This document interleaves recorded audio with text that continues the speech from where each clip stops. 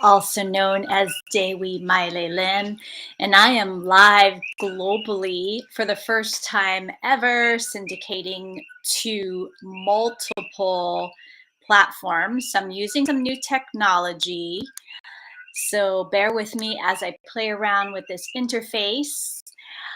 I'm just so delighted to tune in with you and drop in on Twitter, LinkedIn, Facebook. Where else are we live? We're live on YouTube. Um, we're going global, y'all. So I'm just delighted to drop in for a moment and share. If you don't know who I am the founder and creatrix of New Earth Luminary, which primarily focuses on working with women who feel like they came here to this now moment in humanity's history to really serve the bridging of a way from the age of separation into unity consciousness. And that's expressed in a lot of different ways. We do play with men as well, but particularly I've been cultivating relationships and coming into community type situations, creating spaces for women to connect, to build, and to share and embody the brilliance that they are and bring it into the world in ways that really are meant to serve not just their own evolution and expression, but those that they wish to work with and support. And so I wanted to share what I've been up to in this context. And ever since 2010, I have created online spaces and places where we've come together, uh, um, both for men and women, where we've come together really with a focus on how can we express our most visionary and powerful sovereign selves.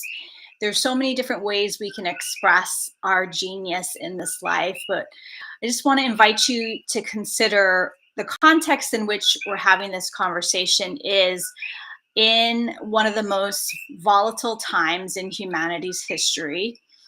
This time has been prophesized for millennia by wisdom keepers and cosmic timekeepers and all kinds of different traditions all over the world. And if you are in my world, you're likely feeling this resonant field of something emerging and also something needing to fall away. And I believe it is that paradigm that's been programmed into us to believe that we are separate, to believe that we are these meat suits in a machine who really can't make a difference, who have no control over our destiny, and that there's not much we can do about it. We just need to rely on fate in order to live and eke out this existence on the planet. That's not the reality that I choose to focus on. And so I wanted to bring up just this idea of and to encourage us to consider the importance of where we place our focus right now. So I just mentioned about the focus that I don't choose. I'm going to focus now on what I do choose, and I'm going to encourage you to consider this with everything going on the planet right now, with all of the struggle, the war, the inner war even, because I believe the outer war that we see is actually an outer manifestation of the inner war and the trauma, the unresolved places and spaces within ourselves that we need to heal. And as we do our own healing work, we affect the field. We actually can change the course of our own personal reality and the collective by choosing to do whatever it takes to get clear and healed enough inside of ourselves to then see what wants to emerge, how we can support humanity into this more loving, more just, more aligned, more abundant, and more sovereign place in community, in support of one another. Like really the ultimate expression, I believe, is that each of us ultimately, well, those that I associate with, and probably you too have, is that we want to be able to be safe. We want to be able to be fully expressed, enjoy the life that we have in a state of freedom, in a state of health, in a state of mutual relation and growing in intimacy with one another, supporting one another, where everybody can thrive together, right? That's when we really get down to the core of what we all want. Those in my field, that is, it's that. And so these places and spaces that I've been cultivating since 2010 have been all around this theme. And what is it going to take for us to shift from, this one way of being to another? The problems that we face in our life and world today cannot be solved from the same consciousness and energy in which they occurred. I think that was an Einstein quote. Let me know in the comments if you know who originally said that. It's a simple consideration, right? The issues that humanity is facing today cannot be addressed from the same level of consciousness from whence the issue occurred. So given that, if you hi Leeks, you want to come in the image? Given that, if you can agree with me on that piece, let me know if you are following so far. Follow this line of thought with me. Then wouldn't it make sense for us to, those of us who want to, because you might not want to be a part of the solution or the evolution, but I think everybody in my world does. Those of us who are resourced enough and who have the privilege of being able to be in a safe enough place to actually consider this. Let me just lay that down. Wouldn't it make sense then for us to do whatever it takes to align with the focus of what we do prefer to experience on our planet? Doesn't that make sense to you? Once I started considering this, I'm like, okay, so why would I not want to focus then? Well, fear, lack, scarcity, that's basically it. Fear, lack, scarcity would be the reasons why I wouldn't. My choice to, which I believe it is a choice, to stay in that constricted reality of fear, lack, and scarcity.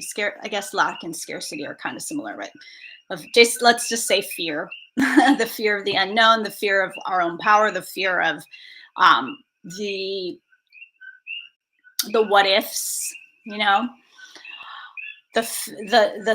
the constricted thoughts of who am I to do this? What makes me think that I could shine so much or be audacious enough to consider an alternative reality other than what we are experiencing currently on the planet, which I might add is we are already experiencing so much beauty, so much abundance, so much, we already are in the field of oneness. So it's not like we're not there, but I believe we need to choose it and affirm it more. We need to dream big, because what do you have to lose if you don't? What do you have to lose by dreaming big, y'all? I really want to encourage you to open up the box that you've put yourself in, or someone else has put you in, that you've somehow agreed that you're limited to confine in this 3-dimensional box of who you are, who you think you need to be, and use whatever precious moments you have in this life that are left while you are embodied to frickin' dream the quote impossible dream of what is possible for you, your family, your society, your culture, your whatever groups you're affiliated with, your regional area, your global family, all of our brothers and sisters, all of the life, all of the plant matter, all of the sentient life, all of creation. Why wouldn't we want to do that?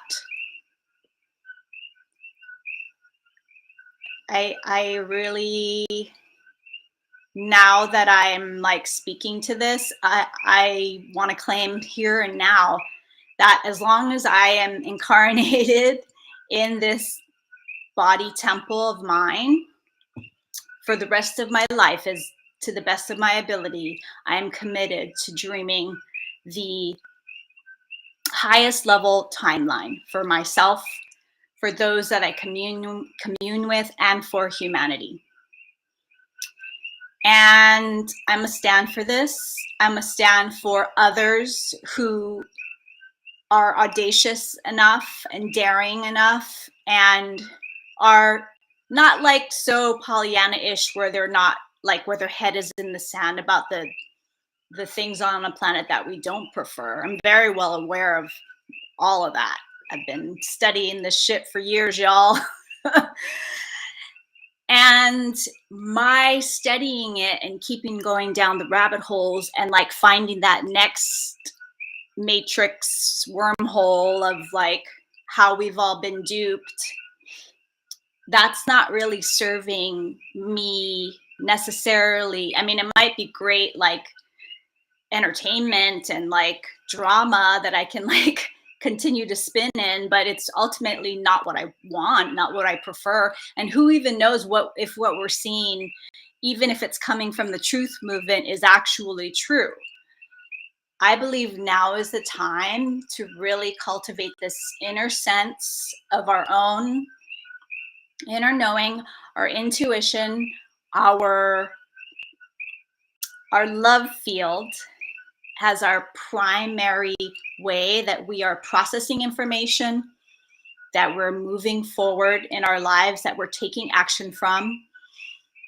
Because to me, that's the most important thing, that we feel resonant within our own selves first. And that's why healing work, consciousness and awakening work, personal development work, if you want to call it that, doing the inner deep dives necessary in order for us to get to that place of stasis where we do then have access to like what really wants to emerge, what is really authentic and what wants to be expressed. Like that to me is the most important work that we each individually can be doing, because as we clear that density and free ourselves from the bond to that past identity or that story about what it meant when I did that, or when that person said that, or when my parents did this to me, like once we clear the field, we become well, it's in some traditions it's called a hollow bone. We become a vessel to be able to hear, you know, really what does want to emerge, what is in my heart of hearts to do. And so, yeah, I'm feeling fired up. Testing out the technology. I don't even know who's on. I can't see who's here, but please interact with me if you like. I know it's getting late for most of my peeps around the planet. So I wanted to invite you into a conversational space with me about these kinds of topics, meaning what is it going to take for humanity to bridge the gap between one way of being to the next? Because it's inevitable, it's happening. And so do you want to be, you know, part of the visionary vanguard who's leading the way and bridging the way? Or do you want to be like on the back end of the bell curve, like the next wave, like once it feels safe enough that you kind of are like, okay, let me follow, like, let me trust myself, let me go this way? Or do you want to wait for like the tipping point Do you want to be a part of the tipping point? Are you a part of the Visionary Vanguard? Because if you're not, that's cool too. But really, the people that I'm having conversations with right now are on the front lines of this global awakening. And so I want to talk to you if you feel like you are too, because here we are shoulder to shoulder. Like imagine you're sitting next to me and you're sitting next to me, and we're all like holding space for the possibility that we see for humanity. We are the ones that we've been waiting for, and no one's going to do it for us but us. And so let's talk about it. Let's talk about what we see as possible, and let's focus on what we prefer. If you want to, you know, I'm saying let's, but like you might not want to. So if you don't, then cool. You might not want to be a part of these conversations. But what I'm doing is putting on a convergence experience. I'm gonna play with these lower thirds and drop. Ooh, how do I do it? I just had it earlier. Oh, there it is, y'all. So I'm putting on an event, a global event called Rebel Heart Convergence. I would love for you to check out the page that I created that describes all about it. All of these conversations that I've been having lately have been with women. So this is a women-centric event in that way. I already have had a couple of male men opt in. So I'm definitely open to that as well, although it's primarily going to be a women-centric community and women-led conversations. So the tagline to Rebel Heart Convergence is women on the front lines of the global awakening. And I've interviewed 11 different women on their stories of awakening and their vision, their heart-led, womb-centered visions of what's possible when we do the inner work, when we trust ourselves beyond any outside influence, when we commit to following that thread of what we're being inspired to do. And we might not know how it's going to happen, but we're putting one foot in front of the other. We've never been through this time before, right, y'all? We don't know what's going to happen tomorrow or which new potentially manufactured crisis is going to pop off. So instead of living in fear about what could go, quote, wrong, why don't we cultivate and commune with and connect with others who are focusing on what could possibly, quote, go right? And not to use like the right or wrong kind of like judgment aspect, but what we prefer. The preferred or the unpreferred? Do we prefer war or do we prefer peace? Do we prefer healing or do we prefer disease? Do we prefer sovereignty and freedom or do we prefer enslavement? Because we are so powerful. If you can agree with the idea that we create our own reality to some extent, let me know if you can agree to that. If you don't, that's cool too, but let me know if you do. Then why wouldn't we focus on where we prefer to be? And if the doubt comes up and the uncertainty and the like stumbling and tumbling of forgetfulness, which we all experience, it's a total normal part of this human experience. We are here, I believe, to lift and grow and learn. Then just dust yourself off. Forgive yourself. Have compassion. And refocus. So that's what this event is about. It's about gathering with others who are committed to doing whatever it takes to be the change. And not only are these conversations with these women that I've already recorded, I'm going to be broadcasting live, but it's also going to be, there are going to be 2 gatherings for women to collaborate and participate in. So I would love to see you there. The gatherings are going to be exclusive to women, but you can still participate in all of the convergence talks if you opt in. But I just ask that you refrain from coming to the gatherings if you are not a woman. And I would love to continue this conversation with you. Let me know what resonated, what didn't, if you agree, if you don't agree, if you're willing to be open to the possibility that in this lifetime, we can completely transform the way humanity has operated for the last several thousand years, or even more than that. That's what I'm here for, and I wish you a beautiful evening or morning for my European friends, or African friends, or people on that side of the planet. And good evening to my Southern Hemisphere, like people on the other side of the international date line friends. Aloha ahi ahi to my Hawaiian friends. And yeah, let me know your vision for the world you prefer to live in and what you're committed to seeing through. Because if we don't give our effort towards that, are you really going to feel fulfilled in this life? Are you really going to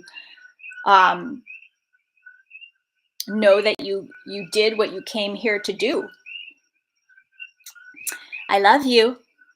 Aloha. Good night.